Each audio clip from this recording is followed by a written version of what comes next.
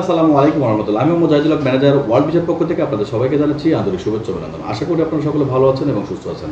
আবারও চলে আসলাম আপনাদের মাঝে নতুন একটি ভিডিও নিয়ে। ভিডিওটি লাইক দিয়ে দেখতে থাকুন এবং আমাদের এই ওয়ার্ল্ড ভিসার সঙ্গেই থাকুন।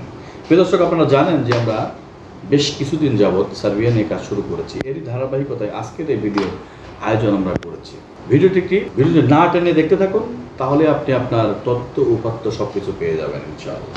দর্শক, আপনারা জানেন যে সার্বিয়াতে কি কি কাজ রয়েছে এবং সার্বিয়ার কাজটা এখন কিভাবে দ্রুত হচ্ছে এই বিষয়ে আজকে বিস্তারিত আলোচনা। সার্বিয়াতে এখন কাজ রয়েছে ফ্যাক্টরিতে এবং কনস্ট্রাকশনের বিভিন্ন সাইডে। কি কি ডকুমেন্টস লাগবে? ডকুমেন্টস লাগবে আপনার পাসপোর্ট, পুলিশ ক্লিয়ারেন্স সার্টিফিকেট, ছবি এবং ভোটার আইডি, এবং আপনাকে ন্যূনতম এসএসসি পাস হতে হবে, তাহলে আপনার জন্য ভালো হবে। এই সার্টিফিকেটও অবশ্যই আমাদেরকে দিতে হবে। আপনারা জানেন যে আমরা 80 জনের হোম অ্যাফেয়ার্স থেকে আমরা 80 জনের একটা ক্লিয়ারেন্স পেয়েছি বৈদেশিক পাসপোর্ট পাঠানোর ব্যাপারে। তো যারা এই 80 জনের মধ্যে আছেন তারা এর মধ্যে অবগত হয়েছেন। একটু ওয়েট করুন, ইনশাল্লাহ আপনাদের কাজটি আমরা সফলভাবে করতে পারবো।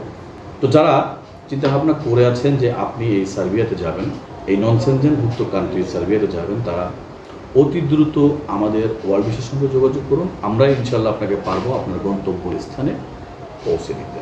তো যারা চিন্তাভাবনা করে আছেন তারা দয়া করে আমাদের হোয়াটসঅ্যাপ নাম্বার দেওয়া আছে, হোয়াটসঅ্যাপ নাম্বারে অথবা সরাসরি কল করবেন। অবশ্যই আপনারা বিভিন্ন সময় কল করে থাকেন রাত্রের বেলা, দয়া করে এই কাজটি করবেন না। আপনারা সকাল 11টা থেকে বিকাল 4টার মধ্যে ফোন করবেন, তাহলে আপনার ফোনটি রিসিভ হবে এবং কথা হবে। দেখা যাচ্ছে যে অনেকেই অনেক সময় রাত 10টার পরে ফোন করে থাকেন। দয়া করে এই কাজটি করবেন না, তাহলে হয়তো আপনার ফোনটি রিসিভ নাও হতে পারে। তো সবাই ভালো থাকবেন এবং সুস্থ থাকবেন এবং আমাদের জন্য দোয়া করবেন যেন আমরা আপনাদের যেগুলো আমাদের কাছে পারমিট রয়েছে, যেগুলো আমাদের কাছে ফাইল জমা রয়েছে, সবার কাজটি সুন্দর এবং সঠিক মতো করতে পারি। আল্লাহ হাফেজ।